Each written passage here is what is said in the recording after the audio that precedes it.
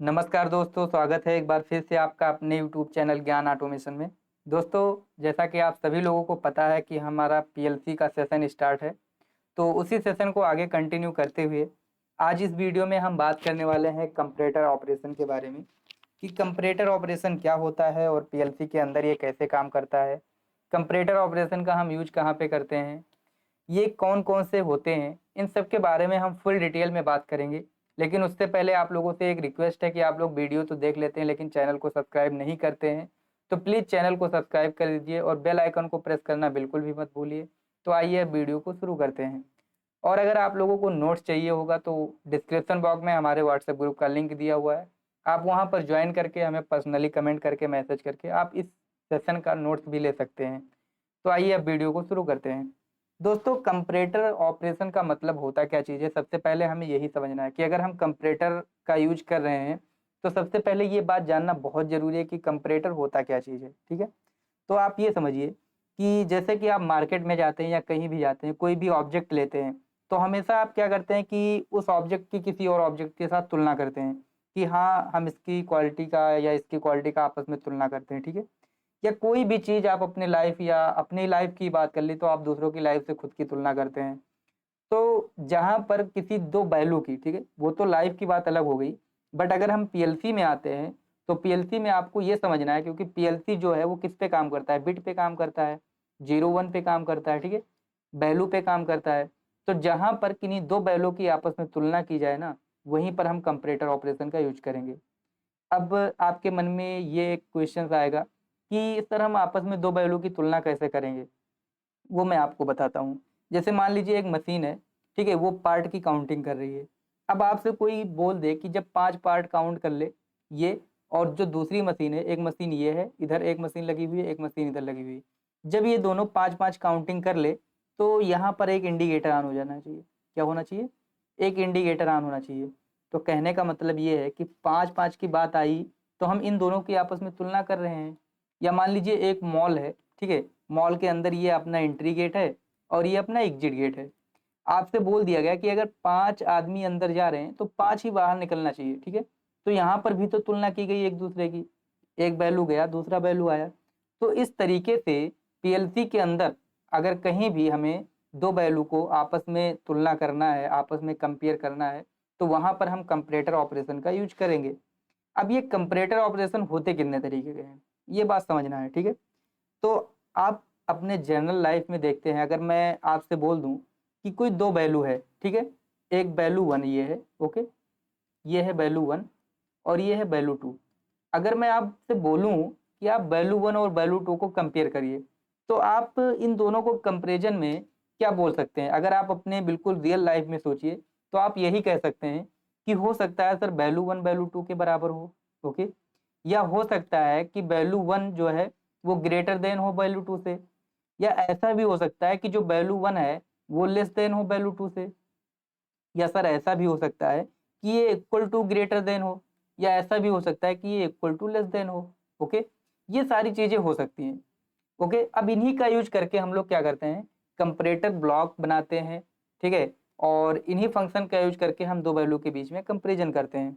तो अभी हम लोग सीमेंस पीएलसी के अंदर प्रोग्रामिंग पढ़ रहे थे, तो सीमेंस पीएलसी में जो कंपैरेटर ऑपरेशन दिया गया है, ये इतने टाइप के दिए गए हैं, इधर ब्लॉक में दिया गया है, इतने टाइप के कंपैरेटर ऑपरेशन दिए गए हैं। इसमें इन्होंने क्या किया है कि 1-2 ब्लॉक एक्स्ट्रा बना दिया है, बाकी आप डेल्टा में, मित्सुबिशी में प्रोग्रामिंग करोगे तो वो चीज़ें नहीं मिलेंगी। देखिए, हर पीएलसी में कुछ थोड़ा बहुत अलग फंक्शन होता है, तो कोई ज़रूरी नहीं कि जो सीमेंस के अंदर है वही आपको डेल्टा मित्सुबिशी के अंदर भी मिल जाए, ओके?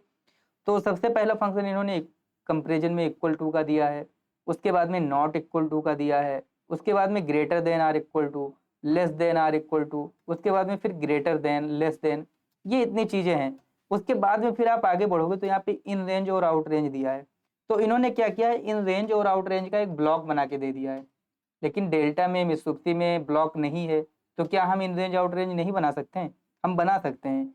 इन रेंज का मतलब क्या है कि जैसे मान लो ये 1 है और ये 5 है, तो इन रेंज का मतलब इस वैल्यू के अंदर, क्या है? इस वैल्यू के अंदर। तो अगर मैं आपसे बोलूँ कि इन रेंज बनाओ, तो आप कैसे बनाओगे? तो यहाँ पे आप ले लोगे ग्रेटर देन 1, क्या ले लोगे? ग्रेटर देन 1 मतलब 1 से बड़ा और लेस देन 5, 5 से छोटा। तो ये क्या हुआ, ये एक इन रेंज के जैसे काम करता है।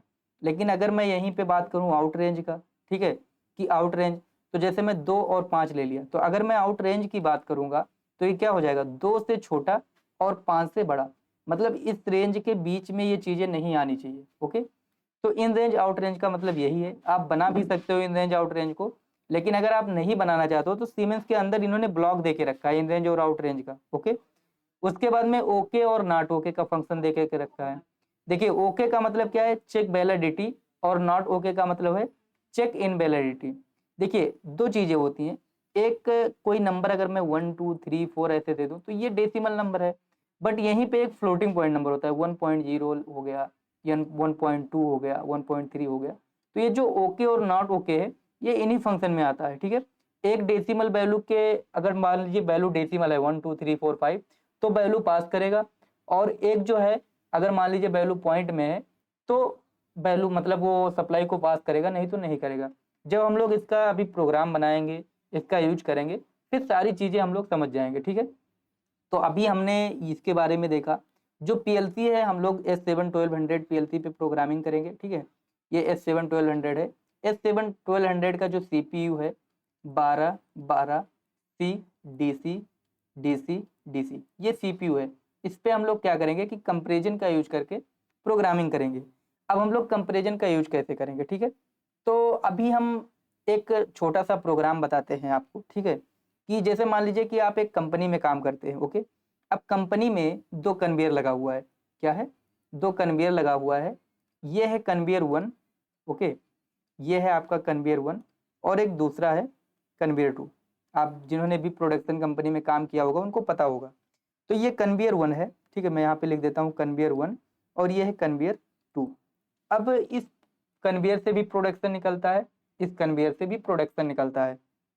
आपने देखा होगा बहुत सारे कंपनियों में क्या होता है कि एक डिस्प्ले लगा रहता है। यहाँ पर क्या लगा रहता है, एक डिस्प्ले लगा रहता है बड़ा पे। यहाँ पे पूरे दिन का टारगेट दे दिया जाता है कि चलो पूरे दिन का टारगेट 4000 है, 4000 है। ओके, तो अब यहाँ पे कन्वेयर 1 की वैल्यू दिखती है और यहाँ पे कन्वेयर 2 की वैल्यू दिखती है। तो कन्वेयर 1 टोटल कितना पार्ट काउंट किया वो वैल्यू यहाँ पे आपको दिखती रहेगी। कन्वेयर 2 पे कितना पार्ट हो चुका वो वैल्यू यहाँ पे दिखती रहती है। ठीक है, और क्या करते हैं कि जो स्काडा सिस्टम होता है, क्योंकि देखो लाइन पे तो हमेशा जो अपना इंजीनियर होगा जो बड़े पोस्ट पे होगा वो तो बैठा नहीं होगा, तो क्या होता है स्काडा सिस्टम लगा होता है। अब वो स्काडा सिस्टम में प्लांट के अंदर बैठे बैठे ये मॉनिटरिंग करता रहता है कि हाँ लाइन 1 से कितना पार्ट निकला, लाइन 2 से कितना पार्ट निकला। दोनों पे कभी ऐसा होता है कि देखो लाइन 1 पे भी मैं आदमी काम कर रहे हैं, लाइन 2 पे भी काम कर रहे हैं, तो कौन सी मैन पावर अच्छे से काम कर रही है, कौन से अच्छे से काम नहीं। मान लो इसने 1 घंटे में 10 पार्ट निकाला, इसने 1 घंटे में 5 पार्ट ही बनाया, तो आखिर क्या इशू है कि ये 5 पार्ट बनाते हैं। तो मतलब वहां पे पूरा कंपेरिजन ब्लॉक यूज किया जाता है। उसमें सेम सेम आपको पता है, तो वहां पे हम इक्वल टू ब्लॉक भी यूज करते हैं, ग्रेटर देन भी यूज करते हैं, लेस देन भी यूज करते हैं, कि जब वैल्यू ग्रेटर देन हो तो भी पता चले, वैल्यू अगर इक्वल है तो भी पता चले। क्या करते हैं वो एक एक इंडिकेटर ऑन करवा लेते हैं। ये इंडिकेटर मान लीजिए किसके लिए, इक्वल टू के लिए है, एक दूसरा इंडिकेटर है ग्रेटर देन के लिए है, एक तीसरा इंडिकेटर ये लेस देन के लिए है, एक चौथा इंडिकेटर है जो ग्रेटर देन इक्वल टू के लिए है। ठीक है, एक पांचवा इंडिकेटर है जो ग्रेटर देन लेस देन मतलब इक्वल टू लेस देन के लिए। ठीक है, तो इस तरीके से वो इंडिकेटर ऑन करवा सकते हैं। या हो सकता है तुम एक टेक्स्ट अगर विजुअल करवाना चाहते हो, टेक्स्ट भी विजुअल करवा सकते हो। वो जब हम एचएमआई पढ़ेंगे उसमें सीखेंगे। ठीक है, तो अभी हम एक छोटा सा प्रोग्राम बनाते हैं। हम ये मानते हैं कि हमारे पास 2 सेंसर लगे हुए हैं, दोनों सेंसर काउंटिंग कर रहे हैं। तो काउंटिंग अगर करवाना है तो हम किसके थ्रू करवाएंगे, काउंटर के थ्रू करवाएंगे। अभी जो पिछला सेशन हम लोग पढ़ रहे थे वो हमारा काउंटर का सेशन ही चल रहा था। तो जिन्होंने भी काउंटर का लेक्चर नहीं देखा है तो पहले वो लोग काउंटर के लेक्चर को देखें, तभी उनको सारी चीजें समझ में आएगी। क्योंकि हम लोग प्रोग्राम अब बनाएंगे तो टाइमर काउंटर कुछ भी यूज कर सकते हैं, क्योंकि पिछले क्लास में हमने वो चीजें पढ़ लिया है। ओके, तो अभी हम लोग काउंटर का यूज करके और ये जो कंपैरेटर ब्लॉक है इसका हम लोग यूज करना सीखेंगे। तो अपने अपने सिस्टम में सभी लोग टीआईए पोर्टल ओपन कर लेना। उसके बाद आपको जाना है मेन ब्लॉक के अंदर। ओके, तो मेन ब्लॉक में हम ये मानते हैं कि हमारे पास एक सेंसर 1 लगा है। ठीक है, इसको हम मान लेते हैं कि ये अपना सेंसर 1 है। तो यहाँ से मैं इनका नेम दे दूंगा कि ये सेंसर 1 है, और एक सेंसर 2। ओके, तो ये हो गया आपका सेंसर 1। ओके, और एक दूसरा सेंसर होगा आपके पास सेंसर 2। ठीक है, तो यहाँ पे हम सेंसर 2 लगा लेते हैं, और दोनों सेंसर से हम क्या करेंगे यहाँ पे मैं क्या करता हूँ, सेंसर 2 ले लेता हूँ और दोनों सेंसर से हम लोग एक एक काउंटर लगा लेंगे। ओके, तो जब दोनों सेंसर सेंस करेगा, चाहे सेंसर 1, मान लीजिए सेंसर 1 कन्वेयर 1 पे लगाया और सेंसर 2 कन्वेयर 2 पे लगाया है, तो जब सेंसर 1 सेंस करेगा तो इसकी काउंटर की वैल्यू बढ़ेगी। ठीक है, यहाँ पे मैंने एक काउंटर अप लगा दिया, क्या लगा दिया मैंने, एक काउंटर अप लगा दिया, CTU1। ओके, तो जब काउंटर 1 की वैल्यू बढ़ेगी, ठीक है, तो यहाँ पे मैंने जैसे मान लो टोटल मैंने पूरे डे का प्रोडक्शन कितना दे दिया कि 2000 प्रोडक्शन, मैं अभी देखो 2000 वैल्यू नहीं डालता हूँ, मैं यहाँ डाल देता हूँ कि चलो 10 पार्ट यहाँ से निकलना चाहिए पूरे डे में, और जो हमारा दूसरा काउंटर होगा, ठीक है, इस वाले कन्वेयर से भी 10 पार्ट निकलने चाहिए, CTU2 से 10 पार्ट निकलने चाहिए। मैंने टोटल 20 पार्ट का टारगेट दे दिया। ओके, कितना पार्ट का, 20 पार्ट का। और जब इसमें इस वाले कन्वेयर से 10 पार्ट निकल जाए तो ये रीसेट हो जाना चाहिए। तो रीसेट करने के लिए आपके पास दो ऑप्शन है, अगर आप चाहो तो अपना खुद से एक अलग से एनो पुश बटन डाल सकते हो कि जब आप इस बटन को प्रेस करोगे तो ये रीसेट हो जाएगा। ठीक है, तो यहाँ पे मैंने M0.3 डाल दिया रीसेट करने के लिए, और सेम यही दोनों जगह हम यूज कर लेंगे जहाँ से हम क्या करेंगे, रीसेट करेंगे। ओके, तो यहाँ से भी हमने रीसेट करने के लिए एक बटन डाल दिया, और सेम यही चीज़ हम लोग क्या करेंगे कि इस वाले काउंटर में भी रीसेट करने के लिए बटन डाल देंगे कि दोनों जगह से हम अगर एक बार में प्रेस करें तो दोनों जगह ये रीसेट हो जाए। ओके, इतना करने के बाद में अब जो इसकी काउंट वैल्यू आएगी उस काउंट वैल्यू को हम MD20 में सेव कर लेते हैं। देखो किसी डबल वर्ड की मेमोरी में सेव करना होता है, और इसकी काउंट वैल्यू को हम MD30 में सेव कर लेते हैं। मैंने दो मेमोरी में वैल्यू सेव कर लिया। ठीक है, अब जब वैल्यू मैंने सेव कर लिया तो अब इन दोनों वैल्यू का हम आपस में कंपेयर कर सकते हैं। कैसे करेंगे कि जब काउंटर 1 की वैल्यू काउंटर 2 के इक्वल टू हो जाए तो क्या होना चाहिए, एक आउटपुट ऑन हो जाना चाहिए। तो यहाँ पे नीचे आप क्या करिए कि थोड़ा सा मैं जूम कर लेता हूँ ताकि आप लोगों को दिखे। तो यहाँ पे सबसे पहले तो हम इक्वल टू ब्लॉक लेते हैं, कौन सा, इक्वल टू ब्लॉक लेते हैं। तो इक्वल टू ब्लॉक आपको यहाँ से मिल जाएगा। ओके, तो यहाँ पे क्या रहेगा, जैसे काउंटर 1 की वैल्यू को काउंट करवाने के लिए हमने क्या लिया था, MD20, तो यहाँ पे हो गया MD20। फिर नीचे जो काउंटर 2 है उसकी वैल्यू क्या है, MD30। ओके, तो अब जैसे मैंने इक्वल टू ब्लॉक लिया है, तो जब जब दोनों की वैल्यू इक्वल टू होगी, चाहे 1 पे हो जाए, चाहे 2 पे हो, चाहे 3 पे हो, चाहे 4 पे हो, तब तब क्या होगा, आपका एक इंडिकेटर Q0.0 ऑन हो। ठीक है, तो सबसे पहले हम इक्वल टू कंपेरिजन का ही यूज करके देखते हैं। इसको हम PLC के अंदर डाउनलोड कर देते हैं। PLC के अंदर जब आप डाउनलोड करोगे, डाउनलोड करने के बाद में फिर आपको मॉनिटरिंग मोड ऑन करना पड़ेगा। ओके, तो अभी आप देख सकते हो कि जो MD20 है, ओके, इसके अंदर भी वैल्यू 0 है। यहाँ पे आपको वैल्यू दिख रहा होगा, ये जो 16 हैज करके दिख रहा है ना, ये हेक्सा में वैल्यू दिख रहा है। आप इस पर राइट क्लिक करिए, और राइट क्लिक करने के बाद डिस्प्ले फॉर्मेट में टैग में जाके डेसिमल में कर दीजिए। ओके, यहाँ पर भी टैग में जा करके डिस्प्ले में जा करके आप इसको डेसिमल में कर दीजिए। ठीक है, ताकि आपको डेसिमल पॉइंट में वैल्यू दिखे। तो अभी देखो दोनों में वैल्यू 0 0 है, तो ये ऑन है आउटपुट। अभी मान लीजिए कि कन्वेयर 1 पे एक पार्ट निकल के गया, ठीक है, इस सेंसर, या कन्वेयर 2 पे एक पार्ट निकल के गया, इस सेंसर ने क्या किया कि एक पार्ट को सेंस किया। ओके, ये अपना सेंसर 2 जो है, इसने क्या किया कि एक पार्ट को सेंस किया। तो इस पे आप मॉडिफाई भी कर सकते हो, या आप ऐसा कर सकते हो कि इसने सेंस किया। ओके, आप जो आपके पास पैनल होगा या आपके पास जो सेंसर लगा होगा, तो जब सेंसर सेंस करेगा तो यहाँ पे वैल्यू कितना हो गया, 1 हो गया। अब जैसे वैल्यू यहाँ पे 1 हो गया, तो आप देखते हो कि एक में वैल्यू 0 है और एक में 1 है, मतलब इक्वल टू नहीं है। तो अगर इक्वल टू नहीं है तो ये आउटपुट नहीं आना है। अगर दोनों में वैल्यू 1 1 हो जाए, ठीक है, जैसे ये सेंसर 1 है, मान लीजिए सेंसर 1 भी सेंस कर लिया, तो इसमें भी वैल्यू 1 हो गया। तो अगर इसमें भी वैल्यू 1 हो गया और इसमें भी वैल्यू 1 है, तो फिर से दोनों की वैल्यू इक्वल हो गई। तो अगर दोनों की वैल्यू इक्वल होगी तो सप्लाई जाएगी। तो कहने का मतलब चाहे 1 1, चाहे 2 2, चाहे 3 3, जब जब वैल्यू इक्वल होगी तब तब इसमें सप्लाई जाएगी। अगर वैल्यू इक्वल नहीं है तो सप्लाई नहीं जाएगी। लेकिन यहीं पर मैं इक्वल टू ना लेकर के मैं ग्रेटर देन ले लेता। ठीक है, जैसे मान लीजिए मैंने यहाँ पे क्या किया, ग्रेटर देन ले लिया।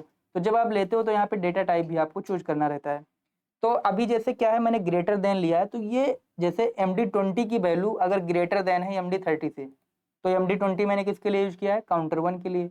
MD30 मैंने किसके लिए यूज किया है, काउंटर 2 के लिए। ठीक है, तो अब इसको भी हम देख लेंगे। तो जब जब MD20 की वैल्यू ग्रेटर देन होगा किससे, MD30 से, तो अभी इसके अंदर भी आप देखोगे डिस्प्ले फॉर्मेट में जाकर के डेसिमल में कर देता हूँ, इसके अंदर वैल्यू 1 है, और इसमें भी जाते हैं डिस्प्ले फॉर्मेट में टैग में जाकर के डेसिमल में कर देते हैं। ठीक है, और इस पर भी हम क्लिक करके टैग 2 पे, और इसके डिस्प्ले फॉर्मेट में टैग में जाके डेसिमल में कर दीजिए। तो अभी वैल्यू दोनों में 1 1 है, तो अभी ये आउटपुट नहीं आने। मैं क्या करता हूँ कि सेंसर 1 को एक बार दोबारा से फिर से सेंस करवाता हूँ, ठीक है। तो सेंसर 1 को जैसे ही मैं सेंस करवाया, इसके अंदर वैल्यू 2 हो गया और इसके अंदर वैल्यू कितना है, 1 है। तो अब आप देखोगे कि MD20 की वैल्यू ग्रेटर देन है MD30 से, मतलब ग्रेटर देन दिख रहा है ना आपको, क्योंकि इसमें 2 है इसमें 1 है। तो अगर इसकी वैल्यू ग्रेटर देन है तो ये आउटपुट ऑन रहेगा। ऐसे ही सेम फंक्शन आप लेस देन के लिए भी यूज कर सकते हो कि चलो मुझे लेस देन लेना है, ठीक है। तो जब आपका MD20 का वैल्यू लेस देन रहेगा MD30 से, ठीक है, मतलब काउंटर 1 की वैल्यू लेस देन रहेगी। जैसे आप देखो इसमें वैल्यू 2 है इसमें 1 है, तो अभी ये आउटपुट नहीं आने। मैं क्या करता हूँ कि एक बार रीसेट कर देता हूँ। एक बार मैं क्या करता हूँ, इसको मैंने रीसेट कर दिया, तो अभी वैल्यू 0 0 हो गया, तो भी ये नहीं ऑन होगा क्योंकि दोनों में वैल्यू इक्वल टू हो गया। लेकिन कहने का मतलब ये है कि MD20 की वैल्यू लेस देन रहनी चाहिए MD30 से। तो मैं क्या करता हूँ कि सेंसर 2 को एक बार सेंस करवा देता हूँ। तो यहाँ से मैं सेंसर 2 को एक बार सेंस करवाया, तो इसके अंदर वैल्यू कितना हो गया, 1 हो गया, ठीक है। तो जैसे ही वैल्यू 1 हुआ तो आप देख सकते हो कि यहाँ पे ये वाली सप्लाई ऑन हो गई। क्यों ऑन हो गई, क्योंकि MD20 की जो वैल्यू है वो MD30 से कम है। MD20 में वैल्यू 0 है और MD30 में वैल्यू 1 है। तो इसी तरीके से आप नॉट इक्वल टू भी यूज कर सकते हो, ठीक है। आप देखो अगर इसमें मैं नॉट इक्वल टू ले लिया, जैसे हमने इक्वल टू लिया था, तो जब जब वैल्यू बराबर होती थी तब तब क्या होता था, तब तब आउटपुट ऑन होता था।